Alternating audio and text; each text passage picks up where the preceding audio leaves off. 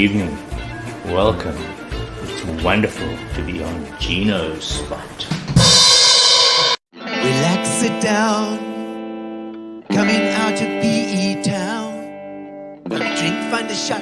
Never mind your liver. Get to Gino Spot. Gino Spot. Get to Gino Spot. Gino Spot. Have a laugh, have a giggle, and exercise your middle. Have a Gino shot.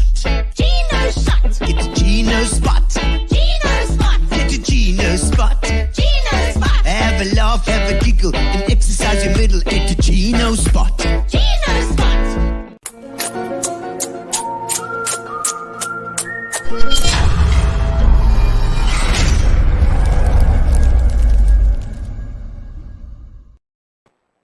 Oh my goodness gracious, that was so sore.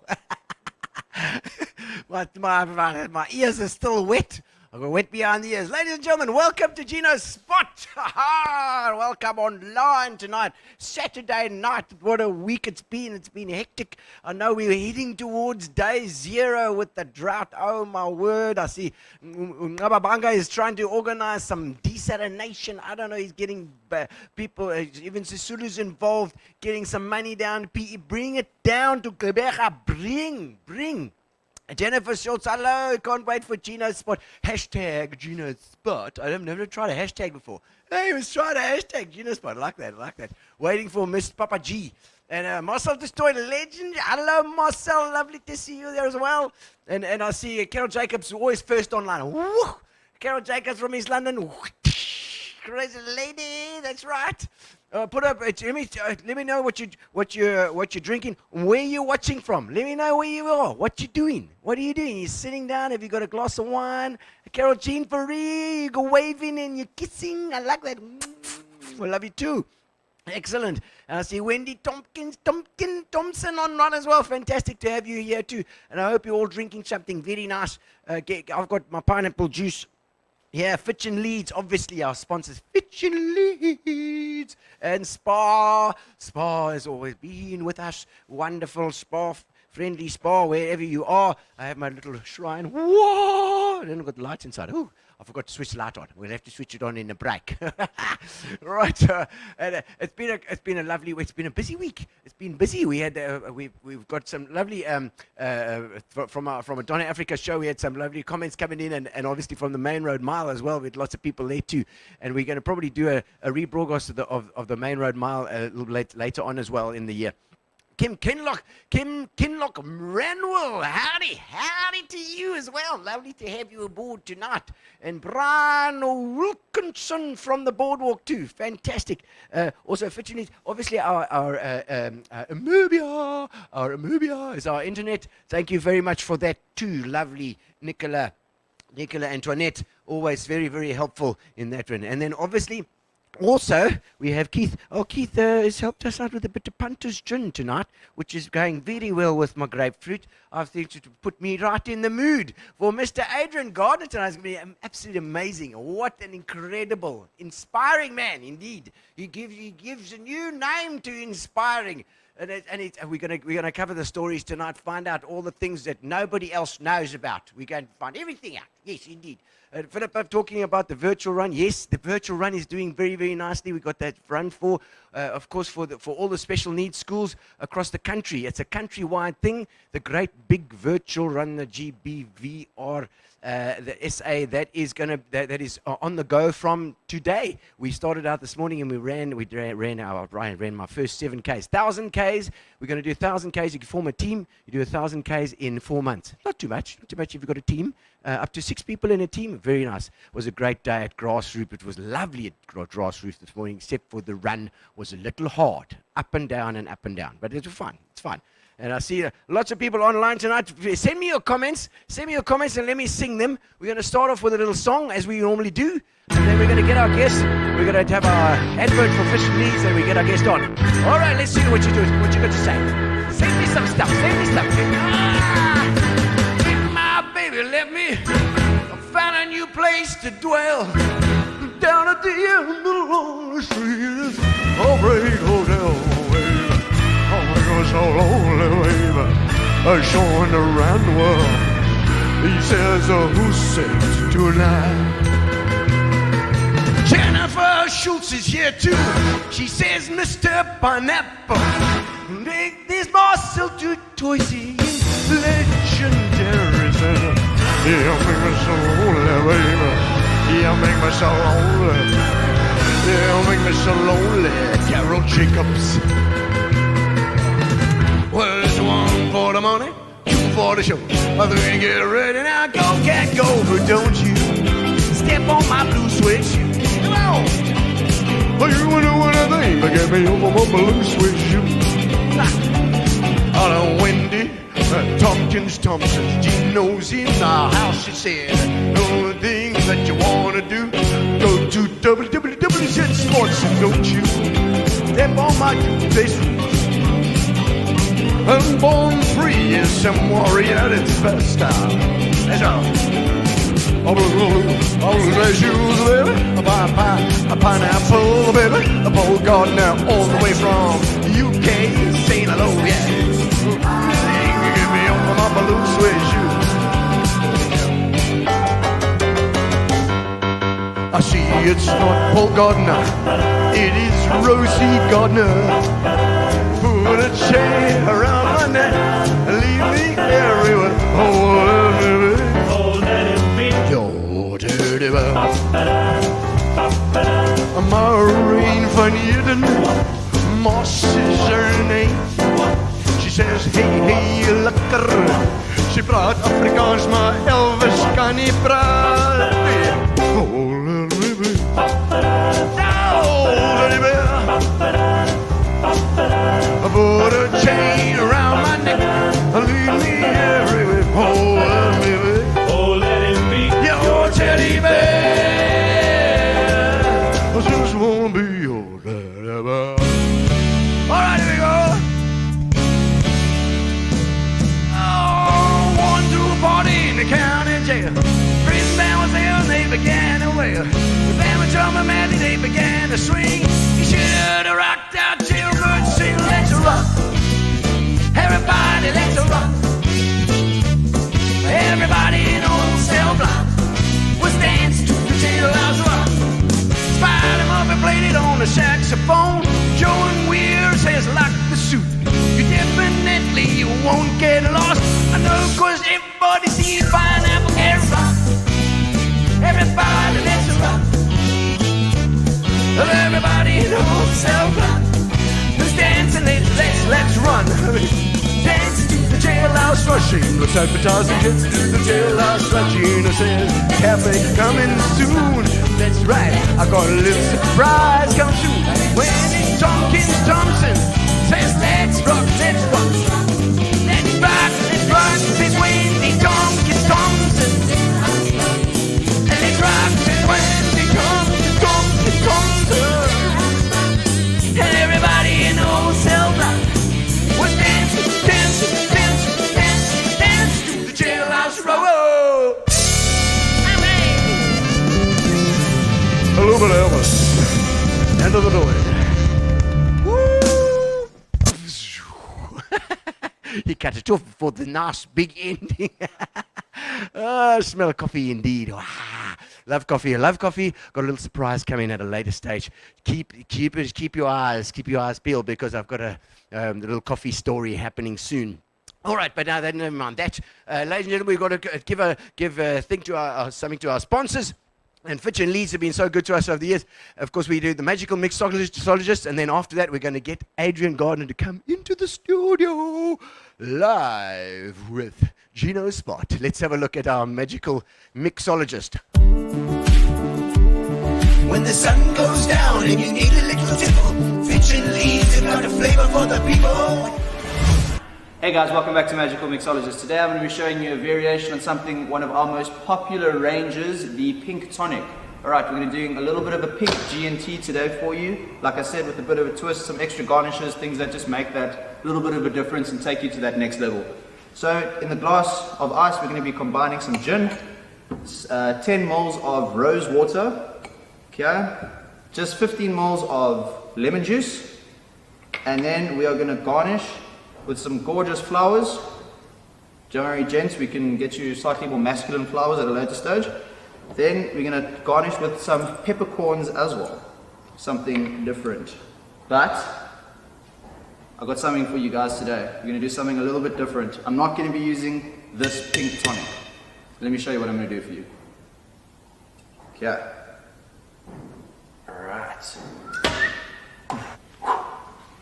Do not, I repeat, do not forget to add our fishing leads 1 liters onto your shopping list on Monday. Whoa, good damn it. But that's cool. I'm so excited to get out of the bottle and I'm just excited to use it. Awesome stuff. Give it a stir with the magic wand. There we go. And I've got a variation on an absolute perfect classic. Pitching leads, you've got a mixer that'll fix you on the table. Fitch and Leeds, the bespoke mixer for the discerning individual. Oh, excellent, Justin. Very nice. Exploding drinks. Exploding drinks. Ladies and gentlemen, it is time for us to bring on our special guest tonight, Mr. Adrian Gardiner, of course, well known around here for the Shamwari, of course, in the Mantis Collection. But we're going to play on a little bit of an introduction for him before we get him on. Let's have a look. Hi, I'm Adrian Gardiner, Chairman of the Mantis Collection. Congratulations. I can see you picked up the prestigious title of Africa's leading boutique hotel brand for your wonderful company. How does it feel to have won? This is probably really the pinnacle of what we've done, to be recognized as the leading brand in the boutique business, because that's what our business is about. So this is really an award that my whole team can be proud of. It's not me, it's a team. And I would just want to say tonight, thank you to World Travel Awards and thank you to my incredible team for making this possible. This level, boutique travel is very exclusive in Africa. It's some of the best in the world. What can Mantis offer that no one else can? Well, our most unique USP that we have, we're the only hotel group with hotels on all 7 continents of the world, because we open an igloo camp in Antarctica every year. So we're really unique, and we have our boats on the Chobe and Zambezi River, so our boutiques are special. Come and see us. We will do. Thank you for talking to us. Thank you. Thank you. Marvelous. Ladies and gentlemen, hello. Hello. We've got Shirley Ann and we've got Adrian. Hello, how are you doing?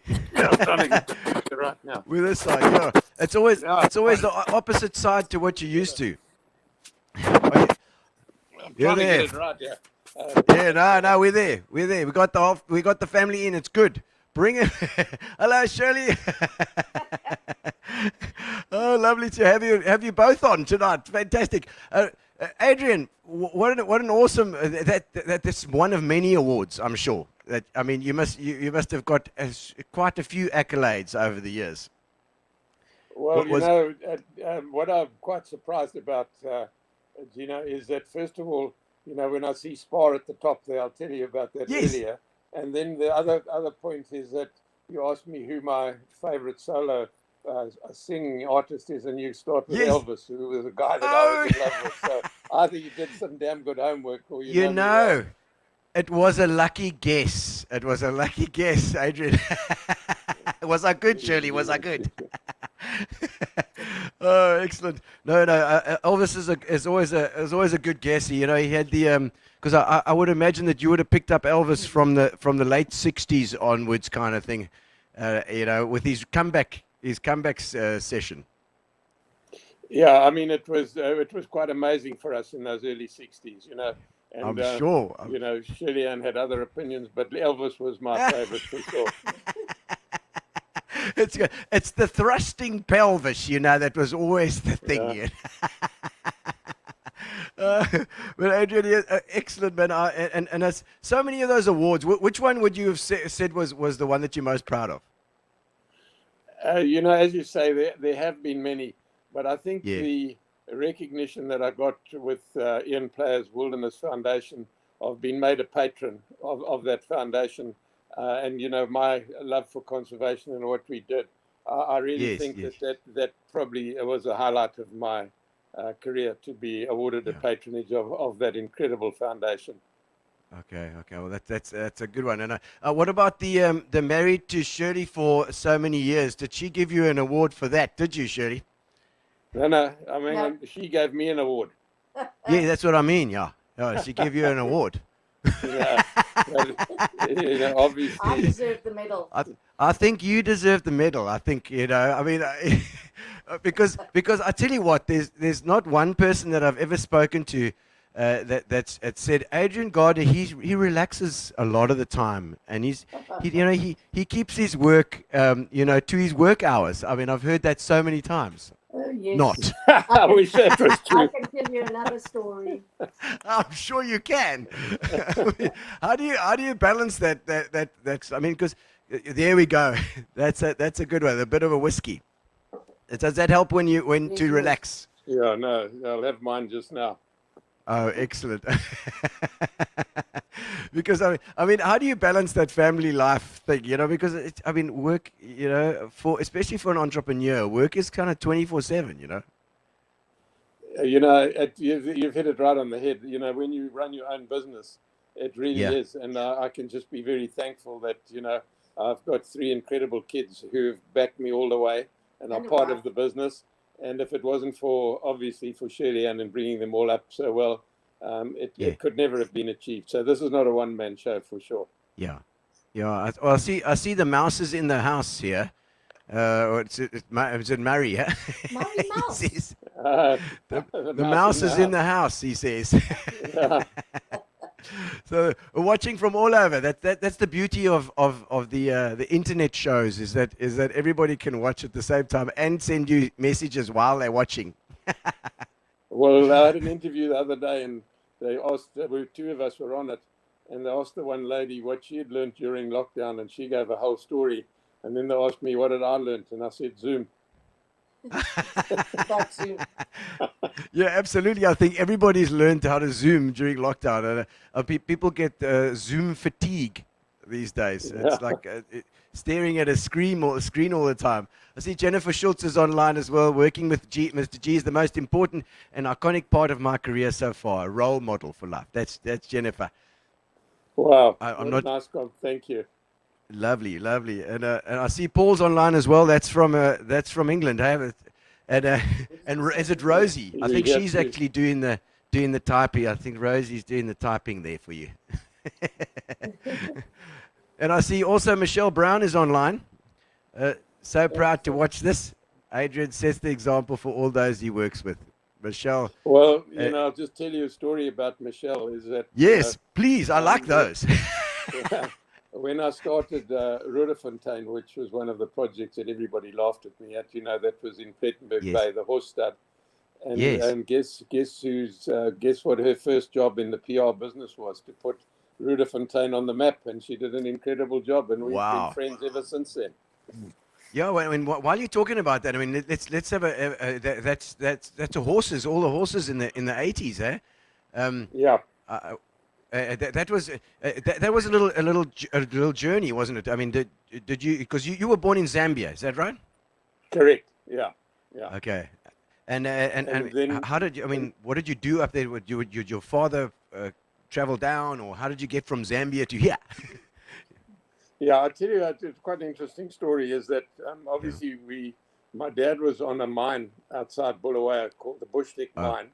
And he met my mother there, who was the daughter of the general manager, and that mine closed. And so they went up to the copper belt in Zambia, where he was on the mine there.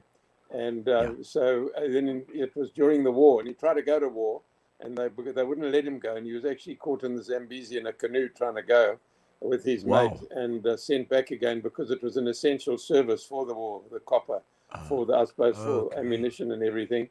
And then when the war finished, we moved. I was born in 43, and in 47 we moved back to Bulawayo, where he was born and grew up.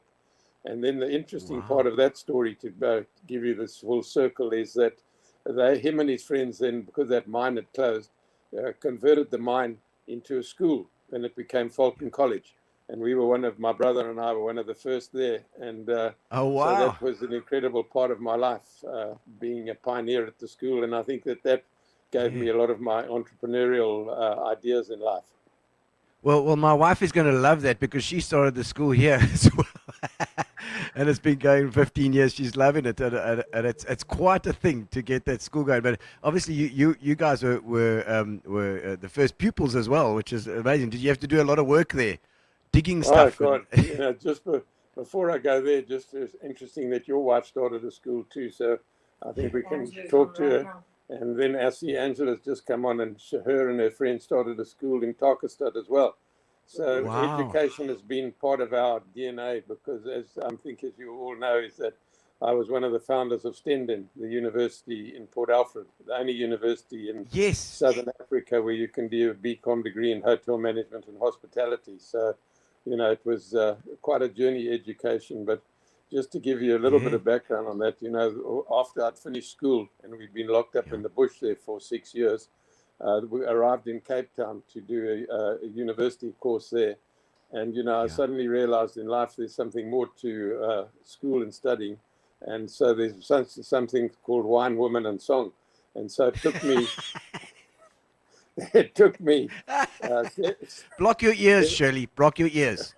Pardon, I'm blocking my ears. It took me 7 years to do a 3-year degree.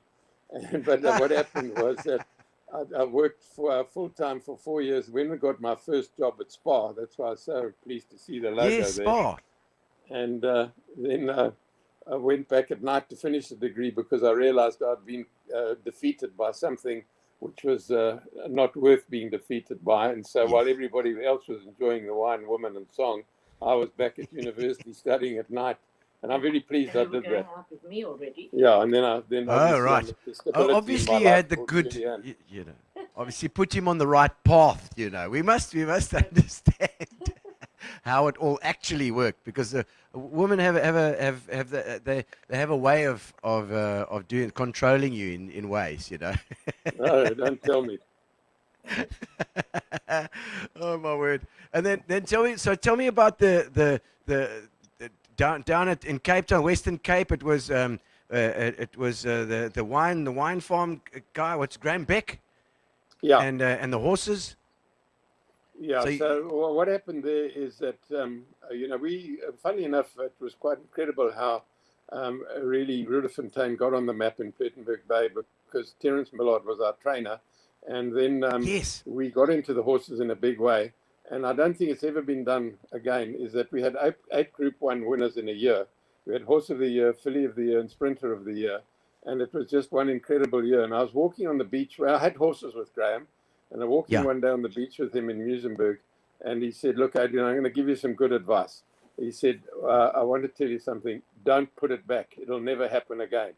And then luckily somebody came along. I was in Zimbabwe at the time. Somebody came along and quite an interesting character. He came and bought the farm. And, everybody was surprised because we just sold it. And then I ended up with a hell of a lot of horses, which we put into the public company that was on the stock exchange. And I sold the real estate, and the horses went into the public company. So I got some cash, preference shares, and ordinary shares. And then that thing didn't work, and we turned it into a cash shell in the end. So it was an incredible ride, the horses, I must tell you. We had great success. And I will remember those days very fondly. Well, I remember Enchanted Garden. That was one of the horses I remember. That was an incredible horse. Yeah. I'm sorry, I'm just getting myself a little bit organized. It's okay. It's always it's actually the picture is always reversed, so it's always the wrong way. You never move. You never automatically move in the right way. Do you mind if I have one of my weaknesses? Please. Is that one of your weaknesses? Cheers. You can cheers me in the side. Thank you for watching. It gets you used to which side to move to if you cheers me like that. You see? Well, I got closer to the whiskey and I suddenly realized I was doing the right thing. Excellent. Okay, so then you moved down then, and was I believe that was kind of the spark for Shamwari. Well, after we got rid of the horses and everything, and had a bit of cash, and I think my upbringing, because when I was brought up in Zimbabwe, besides the school, my dad was involved in cattle ranching, and one of the farms there was, believe it or not, 150,000 hectares, which had its own game reserve in the middle of it. And so we were exposed to wildlife from a very early age. And I think that really gave me the thing that I really wanted, my patch of Africa. So I went back to Zimbabwe, and thank goodness I didn't find anything there. Went to the traditional areas around South Africa to find a game farm, and realized pretty quickly that if I didn't find something quite close to me, it wouldn't work, because I wouldn't get there. And, then I was at a cricket match, and a friend of mine sitting next to me said, there's a farm for sale just outside a place called Alisdale.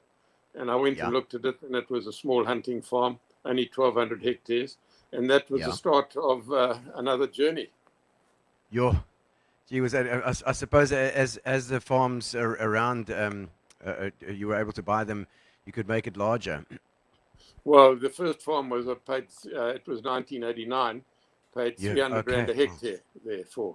And then the next farm came, and before long we'd had 11,000 hectares, and I realized that I'd have to commercialize it and make it into something worthwhile. So we did that, and I think the legacy today is obviously that the Eastern Cape is now a wildlife destination, which it wasn't before. Addo had the elephant.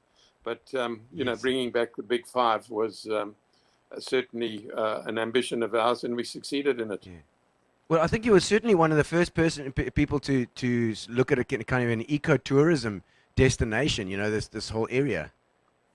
Yeah, I think we were. And, it was obviously, again, as you heard in my earlier little talk there, you can't do these things without a team, and I had an incredible team. And a lot of them are still there to this day. In the vet, Dr. Johan Jabir and John O'Brien and Joe Clutie, I mean, they're all still there to this day. We're talking 30 years later. Yeah, and relationships, I suppose those guys are, through your life, you build up these relationships that you can't do without. Yeah, and then obviously, the biggest help in my life was obviously the incredible relationship I had with Dr. Ian Player. When everybody was laughing at me and said Shamwari wouldn't work, and this guy lost a couple of years, he was there for me all the time, and then he brought some incredible conservationists and introduced me to incredible conservationists around the world. And I think anything that you do, if you get endorsements for it, that's a big help. And and he was incredible, and all the other conservationists that came there were also of great enthusiasm and thought that this could work. And I came in for criticism because we put white rhino there, which didn't exist there. But then Ian was quickly to say, well, hang on, the farmers came here and tore up the field and planted grassland. So the rhino is a grazer. There's no question that it can habitat here. So, we came across all these various criticisms and everything else. Yeah. But, sometimes criticizing gives you publicity, which if you can turn around, turns positive.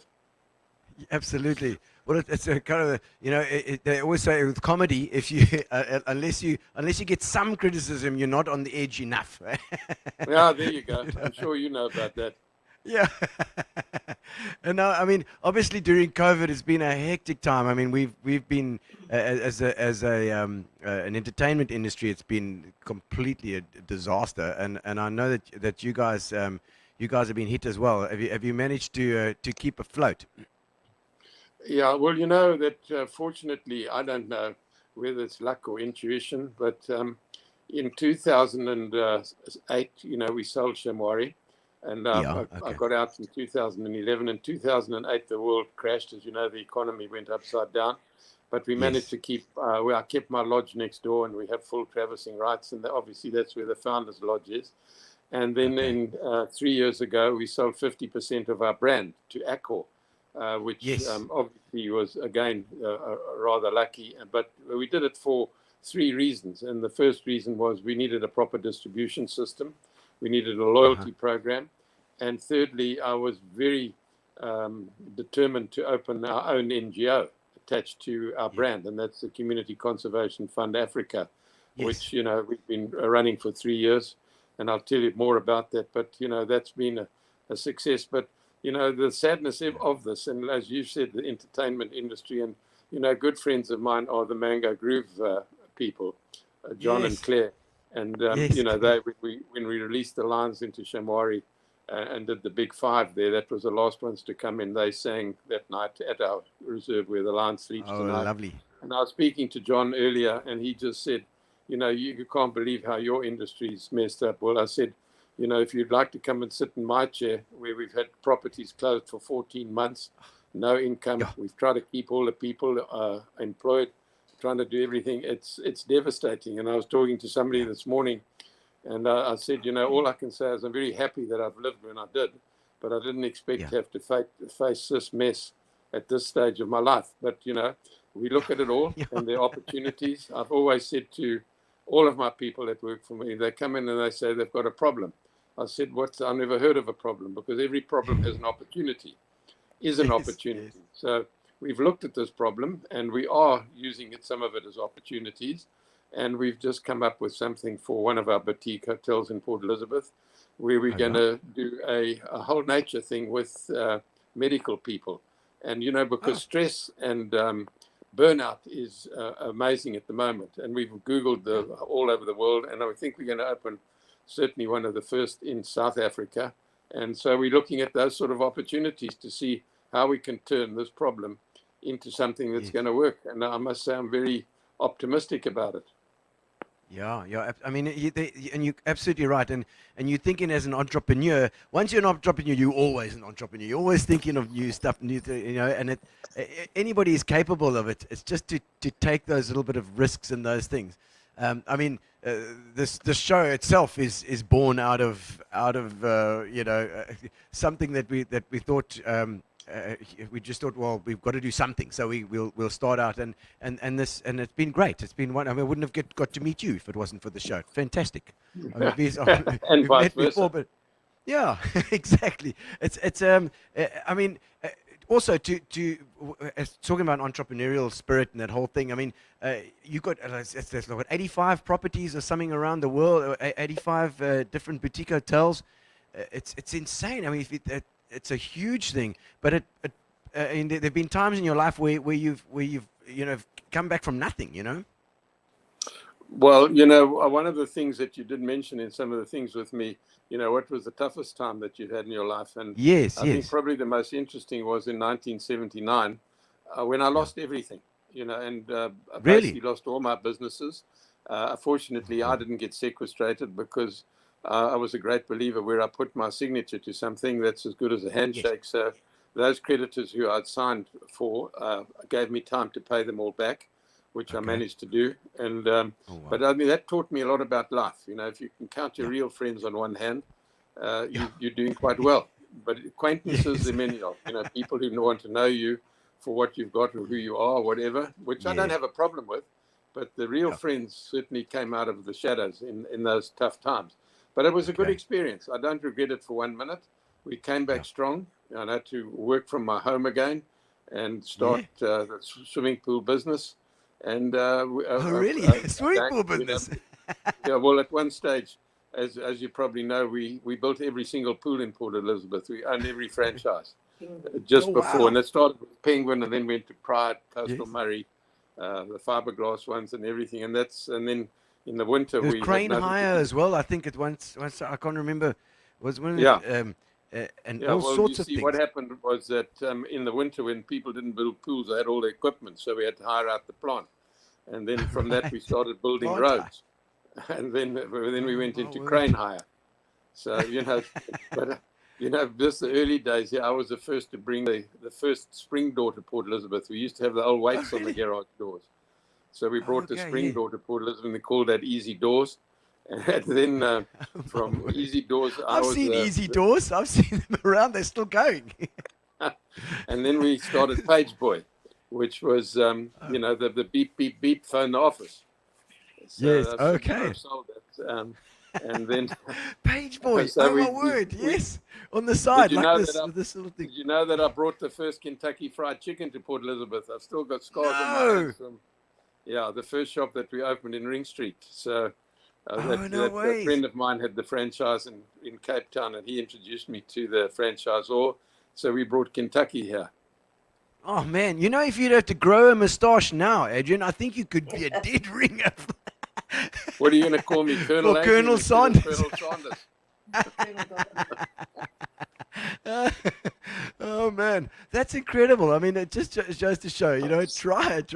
If you're interested in something, if it's something's a little bit of a passion or a little bit of an interest, go for it. Just go for it. I see some comments come in. My absolute favorite, Daphne Barkhuizen, the Zambezi Queen. Is that one of the boats?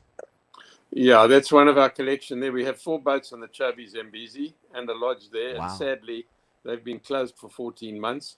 So Oh, it's an incredible journey because, I mean, obviously a lot of us have seen game on the land, when you're driving in yes. an open vehicle.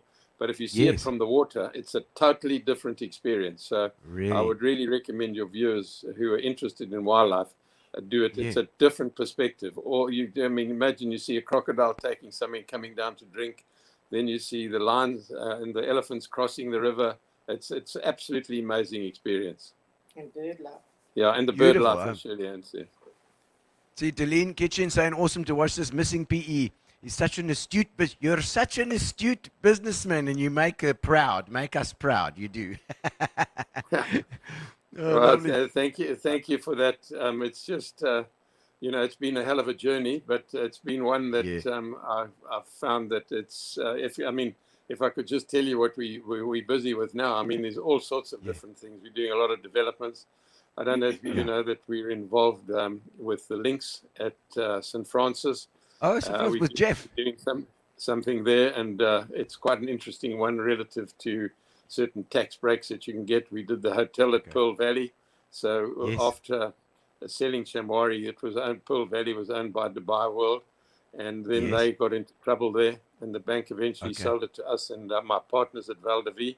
So we've done the hotel there. We're doing something in Durban at Simbiti. Sure. And but the sadness is I can't see all these things at the moment. So, and then, obviously our travel business, which Murray runs, has been pretty devastated because he's got, he lives in Cape Town, but has a home in Austin and a business there. And then Paul looks after all our interests there. And I don't know if you know that he has a relationship with Bear Grylls. So we've got a partnership with Bear Grylls. So he lives just outside London now. Wow. Okay. Oh, that's excellent. Well, I know they're watching tonight as well. I see Anita's here as well. She says, a delight to hear from such a special leader. Anita Mendirata. Mendirata, you sound like Italian. I love you. Anita, I love you. Yeah, well, let me tell you about that amazing lady. I had the privilege of meeting her. She interviewed me on one of her. She has a thing called Rise every 2 weeks in the hospitality industry. And then she came down to Cape Town for a holiday there. She has a home there and then got stranded there because of the virus. So we managed to meet her there. Then I brought her up to Founders. And we're doing some interesting things together. So, you asked me, one of the questions was, you said to me, what do I collect? And I'll tell you what, I've had a passion. I was so lucky that my partner in the crane business in the early 80s, Tony Ross, was an art collector, and I knew nothing about art. And then anyway, he introduced me to John Mayer. And if your viewers want to Google John Mayer paintings, you'll see that he's probably the #1 in Africa and certain parts of the world. So I've collected his stuff over many, many years, 30 years, and I have some other paintings. And as you know, we've got a hotel called No. 5 Boutique Art Hotel. So our art played a very important part in my life. And then I was sitting with John, and he came out to Founders, and we were sitting together having dinner. And I said, John, it's time that you did some paintings around conservation. So he said, Adrian, I'm not interested. Everybody does landscapes and wildlife and everything. So we had another bottle of wine. And then in the morning, he came to breakfast, and he said to me, I said, look, me and my wife, Chili, have come up with an idea, protect our planet. So John, and together with me, I've invested in the series. We're doing a series of 18 paintings, and he's traveled to every one of the parts that he's doing. And it's called Protect Our Planet series. And Nita's involved with us trying to get this where we're going to launch it. Okay. And he's just the latest painting, which he shared with me today. You would have all seen my octopus teacher. Yes, teacher, yes. He went down and actually swam in the kelp there with the producers and everything. And he's just completed the painting today of the call it the sea forest. So That is Okay, going to be okay. something. And, you know, obviously at my stage in life, there's two very important things to me, is communities and conservation. So this Yes, series yes. is going to be something spectacular. I can promise you. I mean, the paintings are like 2 meters by Yeah. 1.5 meters each. So Yo, big ones. it's a serious part of my life is to do with art. Okay. Okay, well, that I love the arts, of course. I'm the artist myself, but I'm just wondering how you got that canvas, how you managed to paint it underwater. No, I tell you, you mentioned something now about communities, and I know that's important to the CCFA, and that's kind of the how do you convince a poor community in an area where there's wildlife to conserve? I mean, we've got the valley here. I stay right in the Barkens Valley, and there are guys poaching here all the time. And how do you get it across to these guys that if they conserve, it'll be so much more valuable. I don't know how you go about that. It's I think it's a very important question, that, and the only way you can do it is by changing people's lives. So if we can change some of the people there who can lead and show them the value of this, and it's a hell of a job, make no mistake. And I can remember at university we had to do a thesis on population growth, and that was in the early 60s. Huh? So already then people were talking about population growth. And if you just see what's happening in the world today, and we think that we can just carry on and breed and breed and breed. So the overpopulation and I mean, if we were sitting in the townships with no jobs, no food, what would we do? But now I tell you what, you're talking about the Barkens Valley. I don't know if you know, the business chamber appointed Mantis to do a whole plan of how we think we can preserve that. And we're in touch with, you can't believe it, incredible people. And we've got some major people who will fundraise us in terms of empowering ladies. So we're going to empower ladies and teach them how to drive anti-poaching. We've got a whole scheme ahead of us. And then, we've been involved at Hopewell, which is the conservation project just between Port Elizabeth and Uitenhage, the 2,500 hectares there. And we're just coming up, and I think COVID's given us this whole idea. And we're coming up with a whole plan there of, I think it's going to be absolutely unique in the world. Where would you find between two cities a conservation project which is going to have the big five, but in different ways, but also very community involved? And I was down there with the community in quite a bush there the other day, where we planted trees at a school, and we gave all the school ideas, and there was definitely enthusiasm on it. So, to answer your question, it's practical and education, but we've got a long way to go. So, if we can make a little impact, as Ian Player said to me, is that, Adrian, it's all very well, you're having a game reserve, but if the community outside that is not benefiting, what benefit? What do you think is going to happen? You're going to get poached. It's just going to. And if we just give you a Shamwari analysis, that when we started there, 16 farms that we bought, probably 12 farms. There were 16 people employed. At the height of it, there are 400 people that were employed before COVID, and that's without the multiplier effect of the car hire, of the airfares, of the food, the booze, everything else that goes with it. So it extrapolates. And that's why I think the legacy is that there's 16 equivalents of what Shamwari is doing in the Eastern Cape, where there were none 30 years ago. Incredible. I mean, and I know you were talking about. I see. Philip was asking if you were referring to animal therapy. Was that the? She's obviously must be talking about that hotel with the education story. Well, no. Tell you what we're doing at Hopewell is that we're going to have 3 or 4 sectors there, besides the normal wildlife, on the 2,000 hectares. But we're going to do a cheetah rewilding program. We're going to do an elephant rewilding program where elephants are in captivity and we bring them there and then we'll rewild them.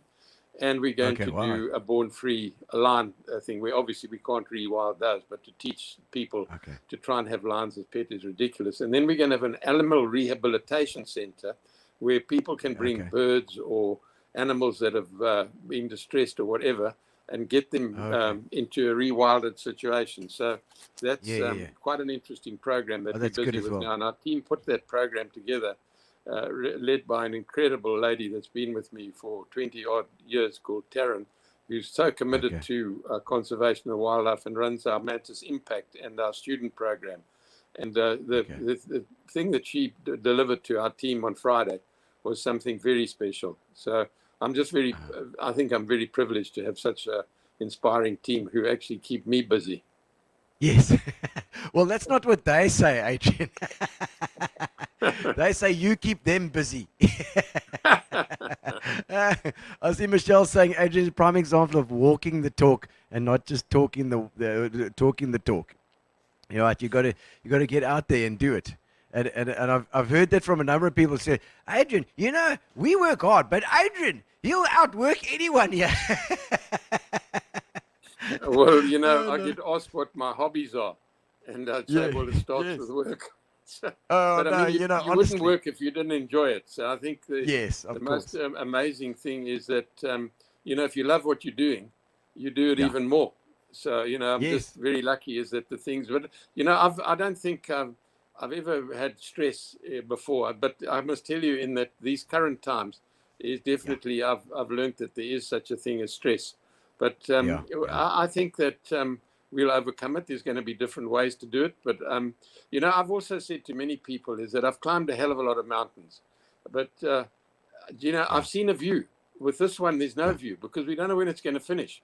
That's the frustrating part about it, you know. So it's a tough one. It's almost like you're walking in the dark. Hey, you've just got to walk in the direction that you think it's going to be okay, and you'll come out and it'll be all right.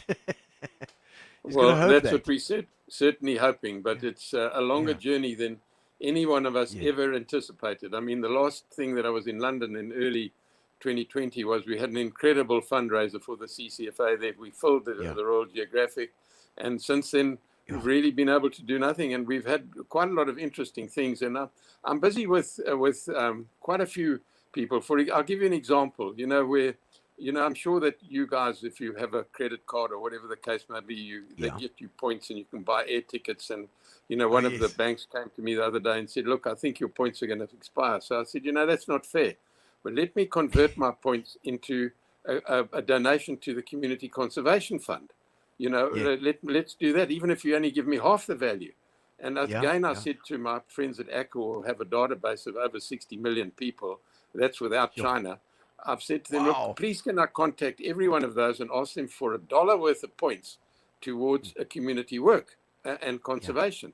So, you know, we really want to make our conservation, our community conservation fund something real where we do make a difference. And we spend very little on the overhead. And we've got people that implement for us. So we have an association with African Parks. We have association with Tusk. And we have an association with the Wilderness Foundation.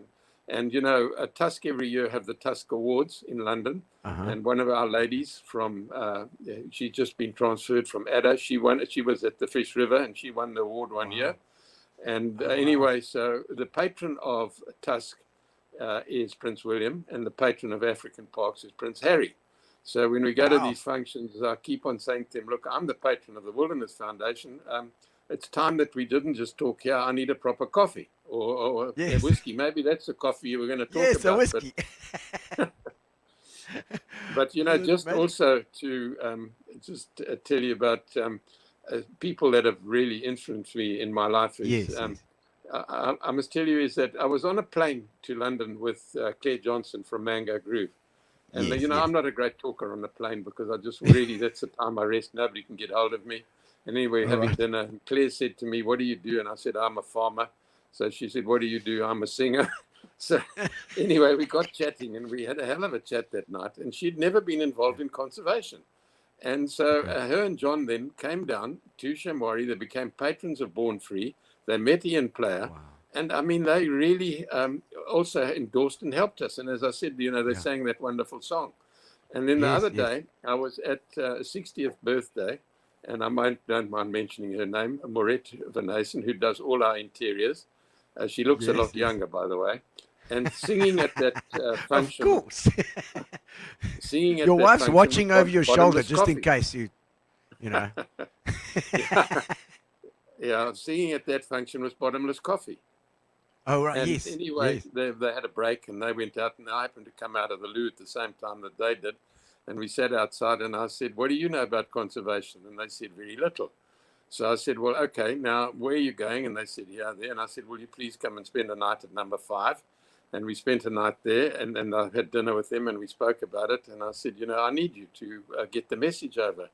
And, obviously, they're two incredible people. I mean, Esty and Lawrence, and they were at university together. And then that night, he didn't sleep. He got up at 4 and wrote a song called The Wilderness. And they sing that wherever they go. So, those are the sort of things that are most inspiring, when you can change people's lives to actually help you with your own vision. And then obviously the people that I've met, like Ian Players, Attenborough, and then the golfing side. I don't know if you know that, I've been very involved in golf because... no, I didn't. Okay, well, Niels Els, Ernie's dad, and I have been partners for over 30 years. So when Niels lost everything in 1980, I'd lost everything in 79. 79. It's a good time to start. And we had to send Ernie to the World Juniors in San Diego. Okay. And I managed to, between us, raise enough money when the dollar and the rand was much the same. And we sent him there, and he won it. And he beat Phil Mickelson. And I've been so privileged to have been at, 2 of the majors that he's won. The one in America, I'll never forget, the US Open. We were sitting at the back, and Ernie said, the best thing for me to hear today is that my dad and his best friend are here to see my performance today. So golf has been a big part of my life, and obviously through Ian I got to Gary, and then through Gary I got to Jack Nicklaus. We're involved in his foundation. Wow. So it's been a journey. I'm sorry if I'm doing too much of the talking. No, it's fine. I see Jack Nicklaus did I think he did the one at the Links as well. Hey, he did design that course. Yeah, correct. Yeah, and he did ours at Pearl Valley. Oh, lovely. Stephen Levy saying there's so much learning, importantly inspiration gained from a true leader, and Adrian Gardiner. Like music, to hear a clear leader publicly acknowledge the team. Yeah, absolutely. It's always a team, isn't it? I mean, you've got to have that team with you. Do you know who Stephen is? I don't. Well, he's Michelle's brother. Ah, of course, Michelle Levy. She was a Levy, I remember that. Oh, lovely. Oh, no, we had Michelle on a little while ago, and we tried to look behind Michelle, tried to get the real, the naughty Michelle, but it doesn't exist, Adrian. I can tell you. I know that. Don't worry. She's too good. What about your bucket list? Have you got anything left on your? I mean, you've done so much. Have you got anything left on your bucket list that you want to do? I obviously think about it, and obviously the thing is that you asked the question, what are the interesting places you've been to in your life? Yeah. And I'll just give you some of that, because obviously some of them were bucket list. Is that Saint Helena was one, and Mantis got chosen after a lot of people went there, and we got chosen to do the hotel there, which we did. And it's when we went there before Airlink flew there or anything, we had to go by boat. So it was 7 days there, 5 days on the island, and 7 days back. So that was quite an interesting one. And then I think it's with our friend Graham Vass. Yeah, he went there for a couple of years. Yeah. And he was due to only go there for 6 months, but I think he loved it. And I know you've interviewed Graham before as well. Yes. But then the other interesting place that I went to was Somalia in Mogadishu. Now, we had cranes there on the harbour there. Early days during the tough times. America had just pulled out, and we finished our work during the day, and they said, well, right, we're going to the house where we all stay. So they didn't have enough bulletproof vests, so they put me in the middle at the back and said, you just sit here, so maybe we can protect you. So then we went and had a braai at the house, and they were having the braai on the roof. So I said, but why don't we have the braai in the garden down there? They said, no, last week they threw a hand grenade over there. So now we have it on the roof. So, then there was absolute chaos there, and then they had to take our cranes out by boat into the sea there, and we were saying to ourselves, maybe if they just sink, we'll be better off than that. But what happened with that as a bucket list thing is we were doing some work there for United Nations, and I had to go and get the money because they weren't paying us.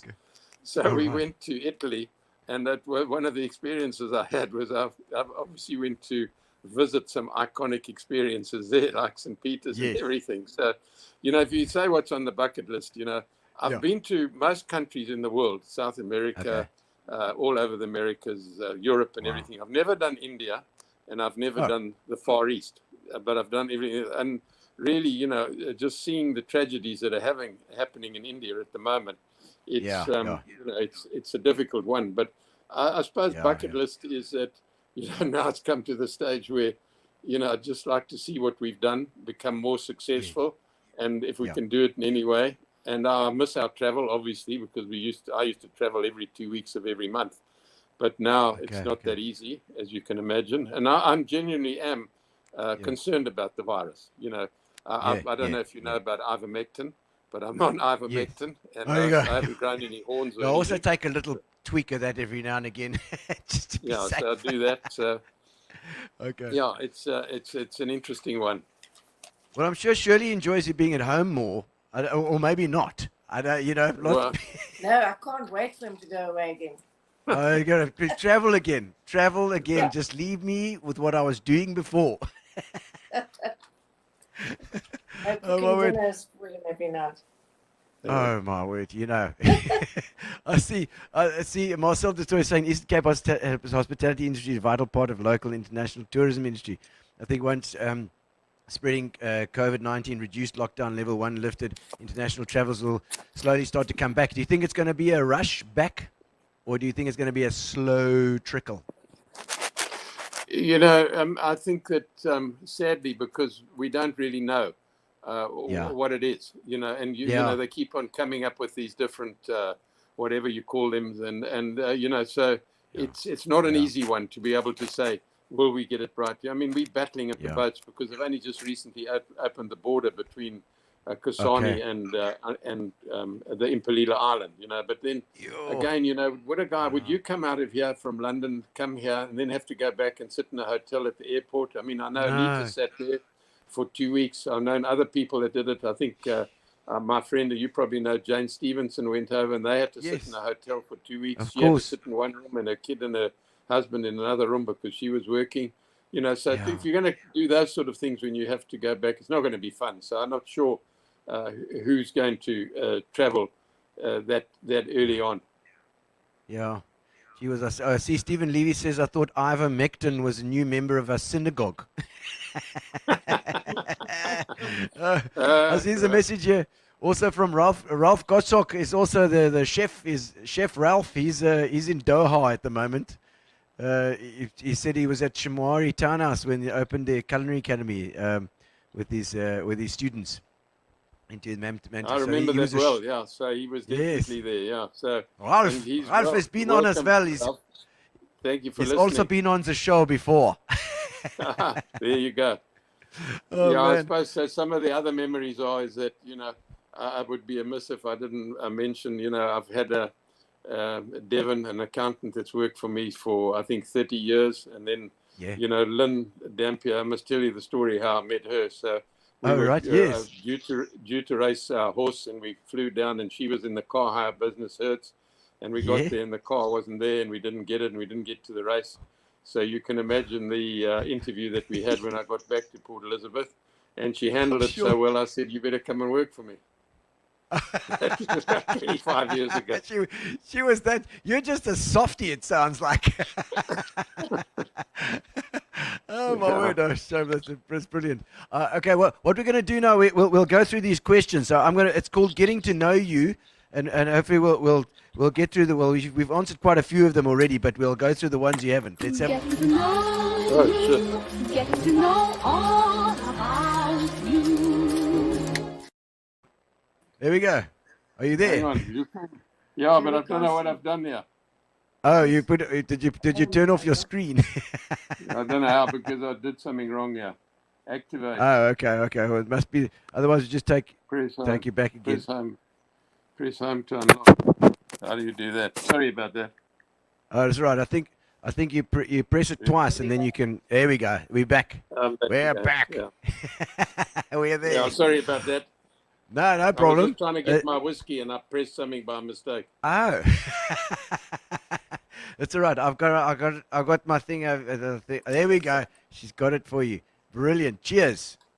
Cling, cling. Yeah, well, I look after him. Cheers, everybody. Thank you for know, listening. it's where is my wife? I don't know. She's on the other side drinking her own whiskey somewhere. You know, I'll try and get her to do the same thing, but I don't think I'm going to get it right. So it's so easy. So now, quick questions. All right. Let's the hardest you've ever worked. You know, I think that was the start of, obviously when I started, I moved to Port Elizabeth and joined Stefrak Bruce McWilliams, and we opened a thing called You Pay and Take It in, I think, 5 different provinces. And I really, you know, you can't believe how hard we worked at that. And then we sold to Metro Cash and Carry. But I must really compliment Bruce, and you know that we have Gary McWilliams who's taken over from him. But Bruce really taught me that how to work hard. I mean, I stayed with him for the first month when I came up here, and it was an incredible experience. And I think that taught me about how to work hard. And obviously, the Roodefontein journey wasn't easy. That was hard work again, because that was the thing. And then the third one was obviously Shamwari, you know, and obviously the crane business. And, you know, there I was so lucky because I had an ex-Zimbo who joined me probably in just after I'd gone bankrupt in 1980, Gary Rhodes. And then he took the crane business to where it is now. But, you know, he's a lot smarter than I ever was because he retired about 3 years ago. So he comes to the office about once a week, you know, and I want to get rid of him because I'm jealous. But, the bastard! Damn you! Damn you! Excellent. Okay, the biggest learning experience you've ever had? I suppose it was when I lost everything, you know, and had to start again. I think that teaches you, as I mentioned earlier, that's you know, that's about life.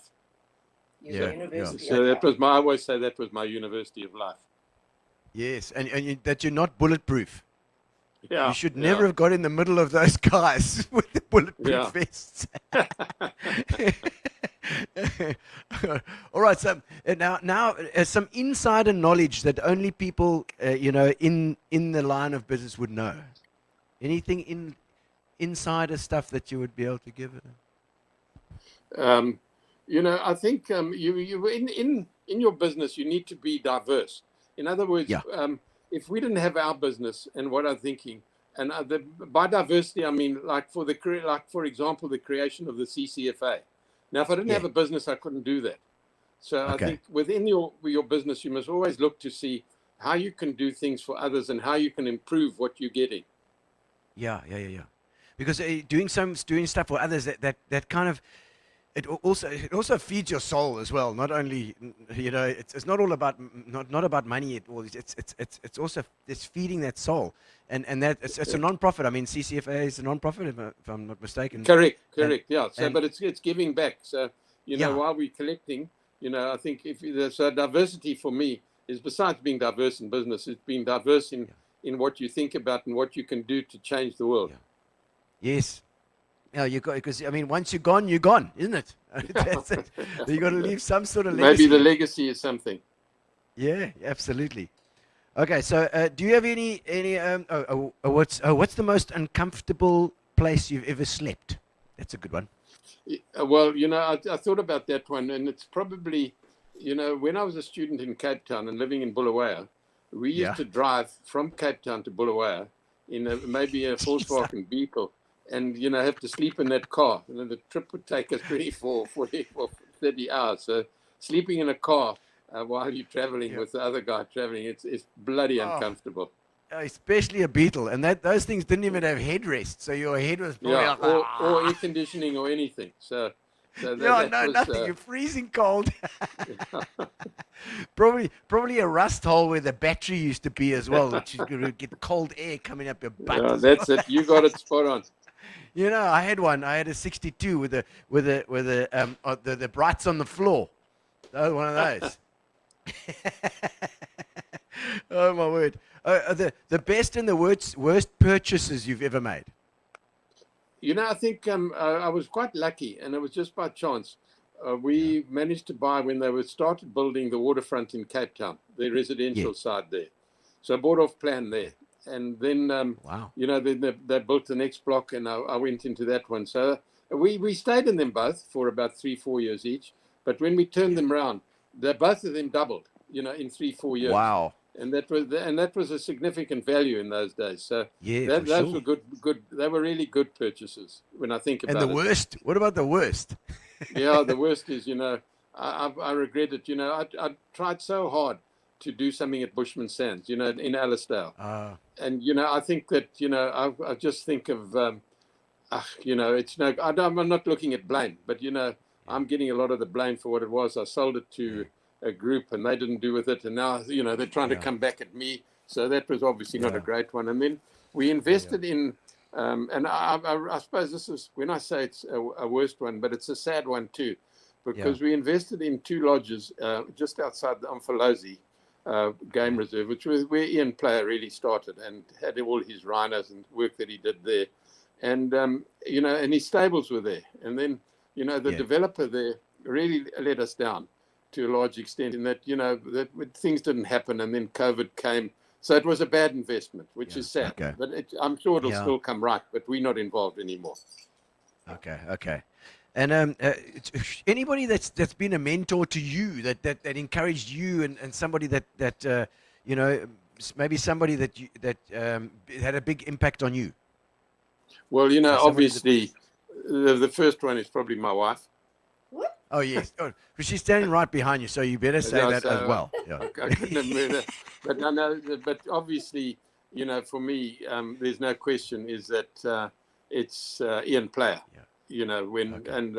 He was down here. There used to be the Terra Nova Awards, and he was down here at the Volkswagen dealership here, and he was speaking there, and I said to him afterwards, "Look, this is what I'm doing." And he was very polite and he listened, but he made a mistake. He gave me his phone number. And in those days, there were no cell phones or anything. And just to give you a background, is when we started Shamwari, I used to get up at 4 a.m. and go out there to do the work because I couldn't get hold of by anybody on the phone because it was still, when you phone, you forgot the exchange, Norma Russell-Belief. And I said, I want to speak to this one. I said, well, having dinner here, we'll put you through. So when you went out at night, you used to tell the exchange where you were. So, so I had Ian's number. And I got hold of him, and I chased him so much. And he said to Andrew Muir in the end, said to him, Andrew's down here now. And I said to Ian, look, Andrew said to him, you have to go and see Adrian. And he came down, and he came in the early plane, and he left in the late plane for Cape Town and spent the day with me. And from that day onwards, I mean, it was just life-changing, which I'd like to think was for both of us, because then he appointed me to be a trustee on the Wilderness Foundation. And I was very honest with him. And I said, Ian, the day you die, this dies. And he said, why do you say that? I said, because you are bigger than the foundation. I want to change the foundation to be bigger than you are. I have to get that right. So he said, how do you propose to do that? So I said, well, I want to move it to Port Elizabeth because there's no NGO in the Eastern Cape. And so he agreed. And we moved it. And I got the backing then from Enoch Gudangwana and Mpagisi Jonas, who backed it, and we launched it, the move, with the 7th World Wilderness Congress here, which was just after 9/11, and every single person came. And so, Ian was, I think, so happy that he saw what was happening. And I mean, it's not me, it's Ian, it's Andrew Muir and his team who've taken it to probably the 2nd or 3rd most important NGO in South Africa now. And so, so the influence, although he did so much for me, I did a little bit back for him, I think. So, it was just a relationship. I would get to London or wherever in the world, and I'd get a text because then cell phones were in a bit later, and he'd say, "Have you arrived safely?" I mean, that's how much he cared for both of us. We cared for both of us. He became like an elder brother, and he was the guy. He was staying with me one night, and I said to him, "Ian, year 2000." I said, "Ian, we need a brand." So he said, okay, because I said all our guys have come up with the normal things, the gold collection, platinum, all that crap. So he said, at breakfast, he came to breakfast here and he said, you did 2 things. You kept me awake all night, but I got your name. And he came up with the Mantis Collection, which I won't go into, but it was an incredible story there. And when we've taken Mantis to mean man and nature together is sustainable. And then obviously the other people that he introduced me to, like Sir Lawrence van der Post and many others in the conservation world that and SeaWorld and all the rest that really mentored me in the conservation world. It's incredible how that ball starts to roll, Stephen's asking, what is it that kept you coming back in the same industry from the lows you experienced? What drove you? I suppose what really drives you is that there is a view. You see that it will work. You've just got to be more determined, come up with more ideas. The one idea that we came with here, that we were the first big 5 reserve in South Africa, which was malaria free. And then I got a lot of criticisms from the guys next to Kruger, a few of them there, and I won't mention names. And one guy phoned me and he said to me, look, you must stop advertising these negatives, saying you're malaria free and all that. So I said, don't worry, I'll tell them if they come to you and get free malaria. So that ended that conversation quite quickly. All right. So what is something that your friends wouldn't believe was true about you? I suppose they all laugh at me because I work so much. So, and I mean, it's probably a bit silly that I do that because I can't resist it. But if I get a query from anybody in my team, doesn't matter when or where, I think they expect an answer, and vice versa. Yes. No, I was with Di Lunan at the function, the golf function the other night, and she was saying. And he's messaging me now, so I'm just gonna, sometimes I have to tell him, that it's just after work hours. Don't worry, she gets a strong message back if she does that. She stopped doing that. Exactly, yeah. No. She was answering all the answers. She was doing all the answers. And what about what are your personal rules that you never break? I suppose I don't know what it is, whether it's from boarding school or what. I suppose I'm quite disciplined. I go to bed one night and I say, look, I'm not going to walk tomorrow morning. I'm going to lie in. I mean, it never happens. If I can't walk, I go up to my gym. So it's those disciplines I just can't seem to get rid of. And I want to be in bed early, and so I don't know. It's just one of those things. Yeah. Have you always exercised? Have you always done that? Yeah, I think so. I've tried to do it most of my life, to try and keep, but I mean, if you get to my stage now, there's such a thing as arthritis, and that starts early. Yes. Is he hyperactive, Shirley? Is he hyperactive? He is rather. Mind-wise. His mind is active all the time. She gets very annoyed because what happens is that, I'll be sitting here in the evening having a whiskey, and then I'll get a call, and she says, "Can't you wait?" I said, "No, he can't wait. I can't wait." In the middle of a lovely program we might be watching. Look at that! David always. Payton's on there from when Chris Gale of Woolmer fighting for. Gosh, those were most interesting days when we didn't have TV in those days. We used to play cricket every Saturday afternoon. Right. In the Woolmer. Right. At the Heatherbank. Was that at Heatherbank? No, just at the Woolmer, the cricket, just near the golf club. Near the golf club there. Yes. Yeah, opposite the township now. Warmer, yes, of course. Big Warmer. That's Warmer Country Club. Yeah. Okay. Correct. Oh, lovely, man. Okay. The turning points in your life. I think the turning point was no doubt is that once I got involved in Shamwari and conservation, it made the crane business, the plant hire, the construction, quite a lot of repetition. Certainly in this world, in the hospitality business, whilst there might be repetition, but all our hotels are so diverse and so different. What has been very interesting for me is that Accor are absolutely intrigued about our brand. They're the second biggest hotel group in the world, and we're a little pinhead in their thing there. But everybody in Accor wants to know more and more about this, the group and what we stand for, and that's inspiring. Yeah. What was this igloo story you were talking about? No, we have, one of our branded products in the Antarctic is that they open igloos there every year for 6 weeks or so. Paul has been there, and you fly from Cape Town. And, so I hadn't been, unfortunately, so that could be a bucket list visit. There's a bucket list for you. Just wear something warm. I know. Well, I don't have to take a bulletproof jacket there. No, please, no, we don't need that, especially in Antarctica, where hopefully you won't. You never know. I mean, Trump was talking about the space force, and maybe I thought you never know. The best and the worst piece of advice you've ever received? I suppose the best advice is to stay focused, and be disciplined, and and advice never give up, And the worst advice is, you've had enough today. Let's go and have a piss up or something. So that's not a good one. Doesn't get rid of the problem. As a muso, I'm disappointed. No. Oh my word! And okay, the most annoying thing about having yourself as a roommate, and I'm watching Shirley from behind for her reaction. No, I tell you what, we've got it organized now because, again, it's part of my discipline. I must have lights out by 10 o'clock because, and I wake up, I'm up 5:30, 5:45, you see, and I need my sleep. And the worst thing, I think, for her at the moment, which she doesn't hear, fortunately, but when you start getting to my age, there's no such thing as sleeping a night through without having to get up, and you know what for.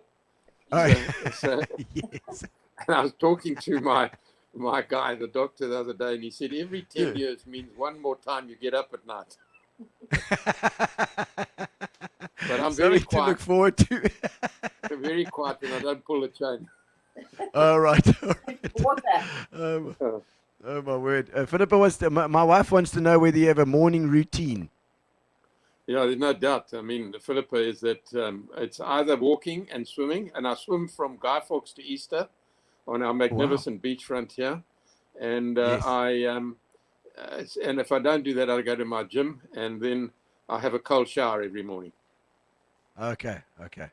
And his All wife right. She does a bit of yoga. What did you say? Sorry, should he? No, she didn't cook. She does my breakfast. I don't ever cook breakfast, but cook breakfast. She prepares the breakfast. Prepares it. Not at weekends. Very nice. Oh, okay. No, but I learn at weekends and he makes the breakfast. Oh, lovely. Oh, that's nice. That's very good. Well, don't speak too loud, otherwise Philippa's going to be wanting all that stuff as well. Is there anything that you regret not doing? I think probably playing more sport, because I've loved golf, and I did play a lot of golf, and I got to a reasonable handicap. I've had a hole in one, and as you get older, golf is a sport you can play. So I think that's one of the regrets, is that I wasn't, but probably because of all the travel. But I'm an avid sport watcher. So I love my sport, and there are probably three of them, that I enjoy most is obviously the cricket, and then rugby. And, I quite enjoy a bit of tennis at the end, and then golf. Oh, nice. Oh, lovely. And so you played the links a few times, because Jeff is out there. Jeff Claus is always there. He was on a while ago. Yeah, I sent him a message to watch, but they're out to dinner. So quite a lot of people have asked me, is this recorded? Can they watch it later? Yes, absolutely. They can watch it afterwards as well. They can do it on Gino Spot Catch Up. Yeah. Gino it stays. Gino Spot Catch Up there. Yeah. Yeah, no, but it's on. It'll be on YouTube. I can send you the link. Absolutely, anybody that wants to watch afterwards, you can search on YouTube for Gino Spot. Send me the link. I've had a few people ask me if they could. Because they're out to dinner on a Saturday night. That's no problem. Except for you guys, you had to stay at home for Gino Spot. No dinner for you tonight. At the moment, because we're still cautious. Okay. Yes, of course. It is. It's getting better, but then when you look at India, you have to worry again. Yeah. So keep on with that ivermectin. Yeah. All right. So now we've got the 20 quick questions towards the end now that we're going to do. We're not going to keep you up all night, so you can go and have.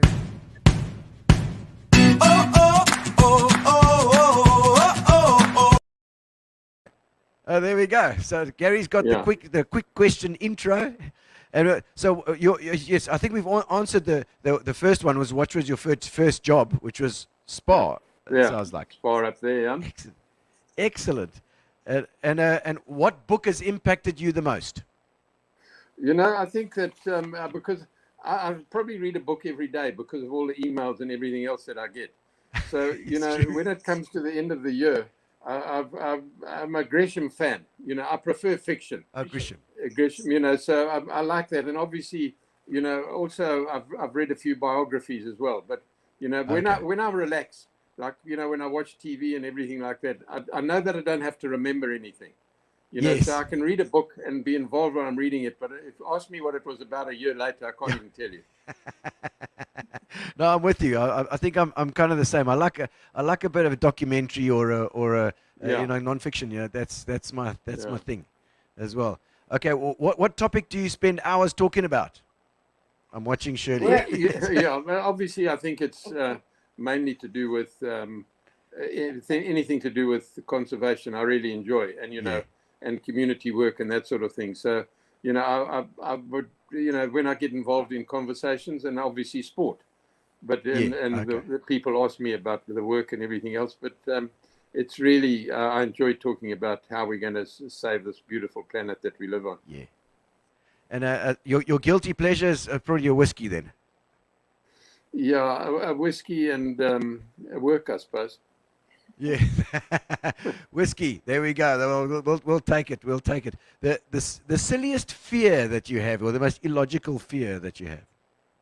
Yeah, I'll tell you exactly what that is, because I've got quite a nice motor car. It's a Land Cruiser, and you don't feel the speed that you're traveling.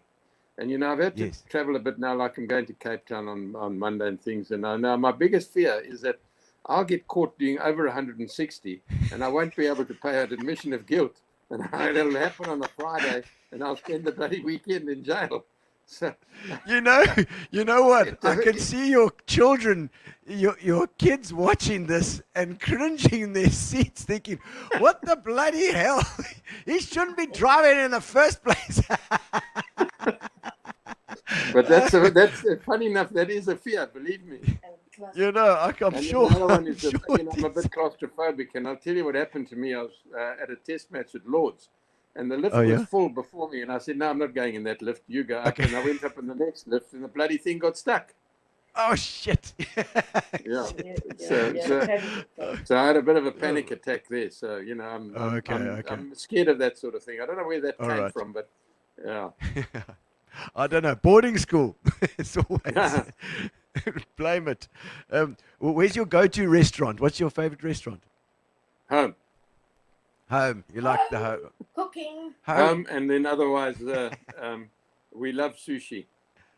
Oh, nice. So 'n bietjie tuisnywerheid.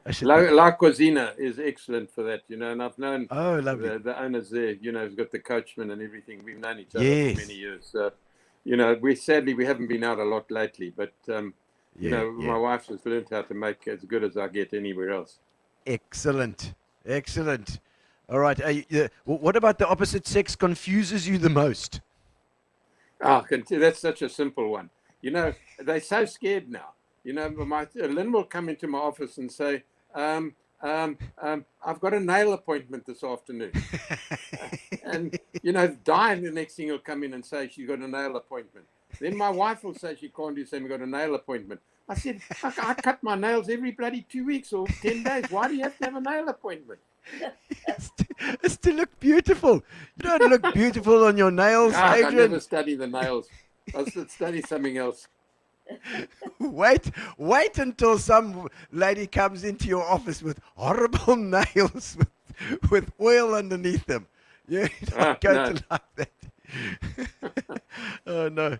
Is there any habit that you wish you could break? I suppose working so hard. Yes, it's a difficult one. It's not easy because that's my life. It's probably a question I should ask Shirley. Yeah, and then we both got a sweet tooth, and I've got a little bit of. Yes. I'm on the border of not diabetic, but my blood sugar's a bit high, and I'd love to not eat as many sweets as that. But anyway, what can I do? No, that story. Guilty pleasure. Yeah, my guilty pleasure. Another guilty pleasure. Yes, it's the sweetness, the sweet tooth, indeed. Okay, what makes you laugh no matter what? Yeah, you know what I said? I spoke to Shirley Ann about it. You know what it is? sometimes when I hear, and I say it with respect, when I hear these talks on TV, when these politicians start talking, the biggest lot of drivel you've ever heard, and you just say, you just want to laugh your head off because, but you've got to give them credit because they can bullshit their way around, that they actually think we're going to believe it. That's politics for you. Yeah, so it's a laugh. And it's sad because, I honestly believe that if, and I think Madiba did it right. If you remember who his cabinet was when he started, there were a lot of very intelligent businessmen in it. And if you want to run something properly, if we need politicians, but they need us probably more than we need them.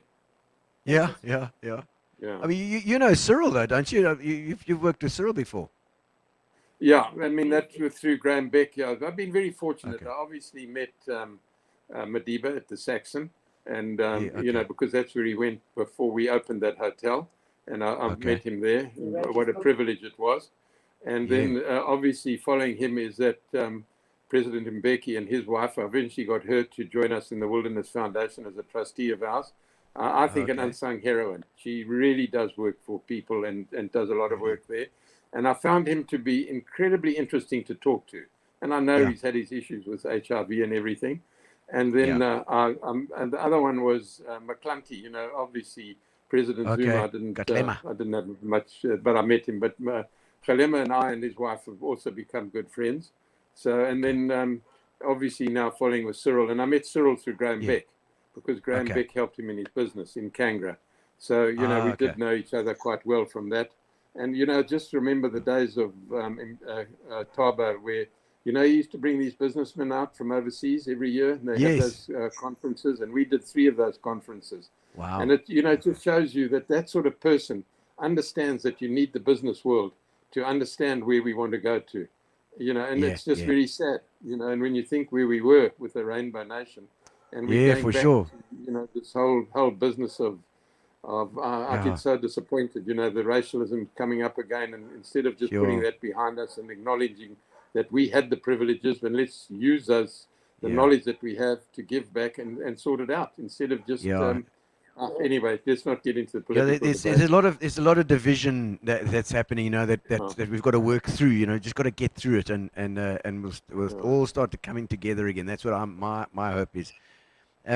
They said, where would you live if it wasn't for PE? We're very glad to have you in PE, by the way, but where would you live if it wasn't for PE? Well, first of all, do you know that I came here in a mini miner, a pregnant wife, and a dog in 1969? So we've been here for a long time. And, obviously, and we were married in 68. So it's just, it's the journey in Port Elizabeth. I love this place, I must tell you. I think we've got the best beachfront in the world. I'm nagging them because they're not cutting the grass here. And, but obviously, I think we'd probably go to Cape Town because that's where Shirley Ann came from. She's still got friends there. We still have a home at Steenberg. We used to own that. And then sold it to Graham Beck. And, so it's Cape Town's fine, but I'm just allergic to traffic. So it's just and it's terrible traffic there. No, God. Yeah. No, PE is wonderful. That's one thing about PE, that there's not traffic, and that's I'm so thankful for that. I am. Yeah. It's getting worse. Yeah. Okay, your favorite television series? We like the South African ones, believe it or not. Legacy is up to about 130 things now because it's business related and everything. Yeah. And then we loved Lioness, and then we've just watched a thing called The Serpent. On the Netflix thing. Netflix is the best. So, but there's hectic, some good ones, and why I enjoy them is because I know I don't have to remember anything. So it's my pleasure. And The Crown. And then we watched The Crown. The Crown. But the very important ones to me, and I think we watched every one of them, are Attenborough's Planet series and all the stuff that he does. It's brilliant. Attenborough is always brilliant, though. Yeah. All right. 3 things you can't live without. Your wife. Oh, hang on. I meant to answer. That's the first one. Well, there are 3 things I can't live without. Let me see what I had here. Whiskey. Yeah. Whiskey. Your wife. My wife, my whiskey. And rock and roll. And my work, and Elvis. 3 W's. Work, Oh, there whiskey, we and go. wine. Whiskey, wife, and work. Oh, excellent. Did you have a nickname? Yeah, at school they used to call me Gong because I have quite a big nose. No, you've done that. No, I'm never going to look at you the same again. Oh, gonk. Children are so cruel. Yeah. No. Having said that, what is your favorite childhood memory? I think, growing up at school at Falcon, I mean, that was incredible. sport at And school. then obviously my sport at school, which was, we were out in the bush there. So I played every possible sport there was, and I was very fortunate in that as we were going through the thing. So I managed to play in most of the first teams through it and we did quite well at swimming. So those were the childhood things that I really remember and treasure.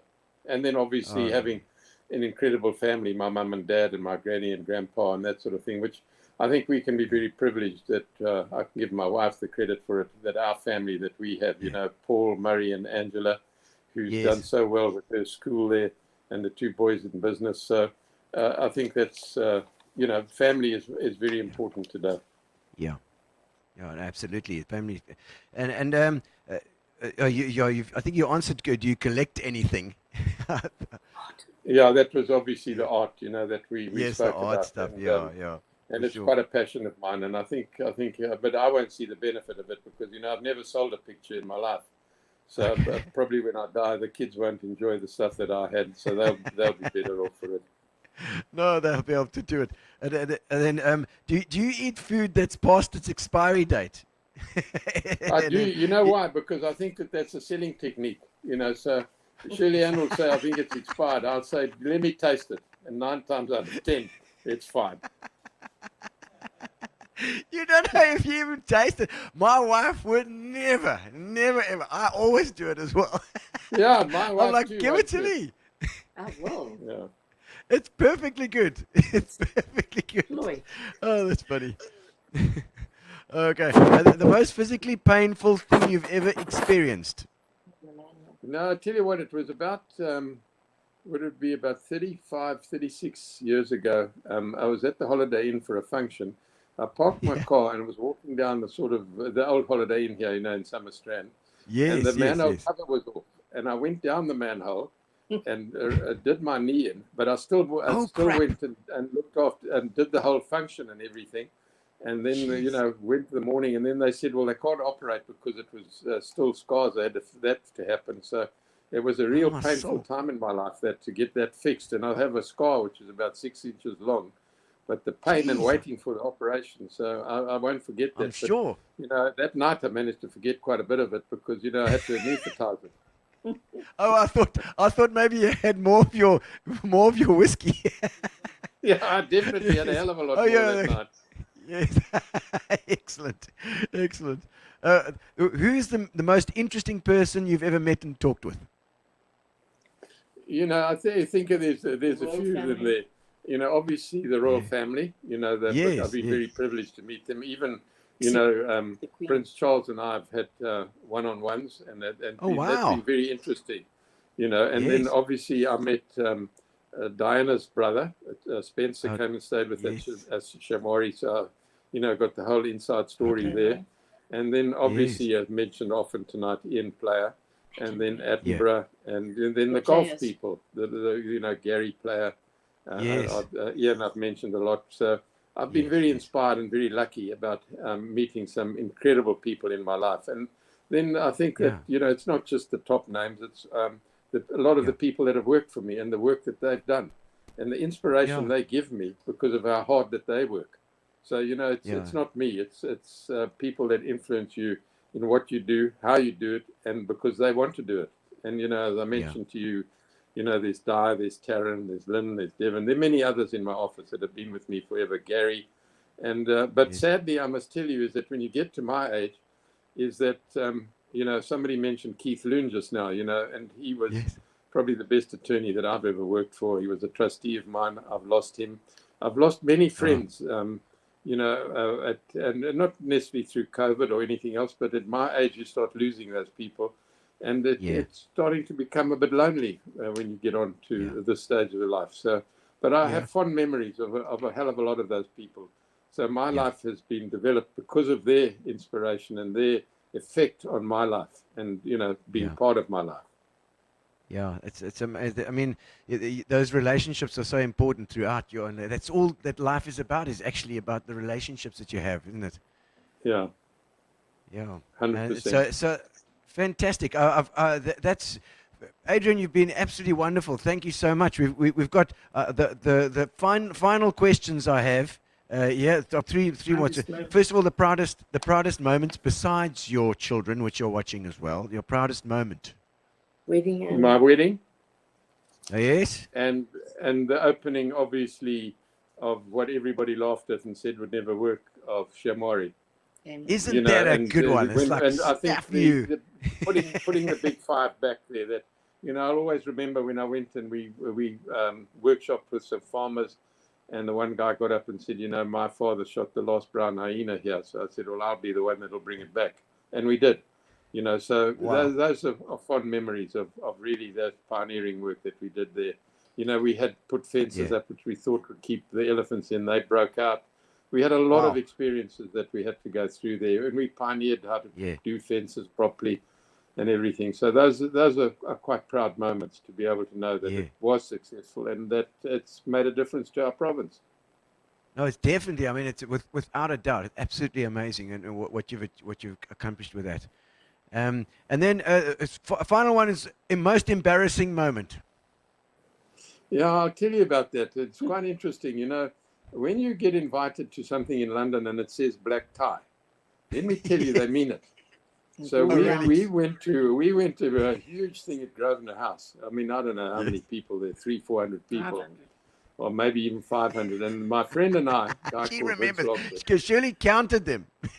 Yeah, and then we go there to this thing, and I'm in a suit. Thank God it was a bit darker than my mate's suit of grey. And we were the only two in suits in that entire evening. So whilst we got a lot of attention, we think it was for the wrong reasons. Oh, dear. So that was pretty embarrassing, let me tell you. Oh, man. Oh, thank you so much for coming on board, and Shirley Ann, thank you as well for being there as well. It was nice to interview you both tonight. Actually, I'm glad we had the camera. Unexpected. Yes, no, you didn't expect to get interviewed as well, but it's been marvelous, man. It's absolutely marvelous, and thank you so much for giving a bit of your time. We've taken a lot of your time. It's 8 o'clock already. Thank you to you and all the people that tune into you, and and you get these stories out and you promote Port Elizabeth. So sorry, it's now not Port Elizabeth.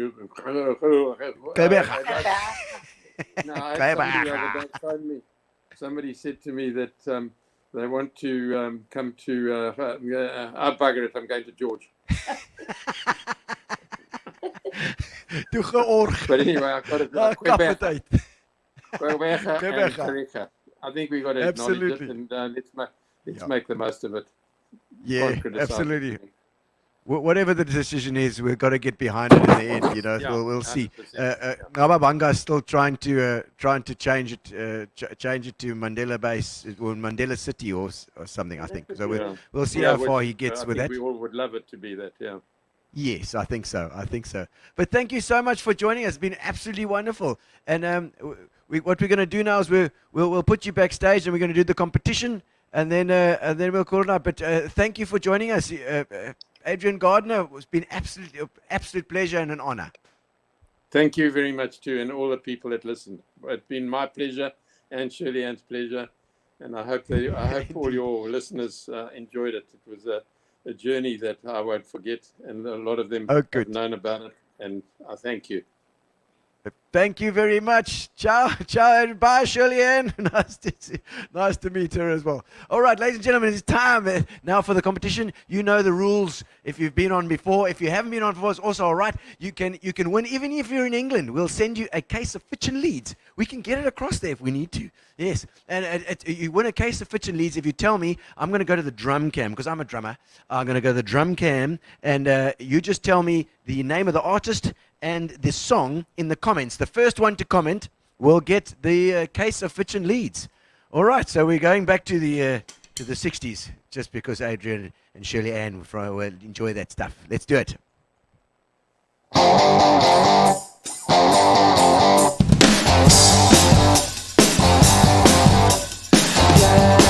You really got me going. You got me so I don't know what I'm doing now. Yeah, you really got me now. You got me so I can't sleep at night. Yeah, you really got me now. You got me so I don't know what I'm doing now. Oh yeah, you really got me now. You got me so I can't sleep at night. You really got me. You really got me. You really got me.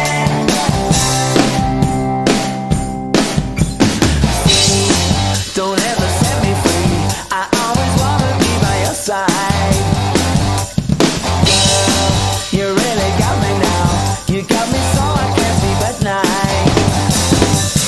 Girl, you really got me now. You got me so I don't know what I'm doing now. Oh yeah, you really got me now. You got me so I can't sleep at night. You really got me. You really got me. You really got me.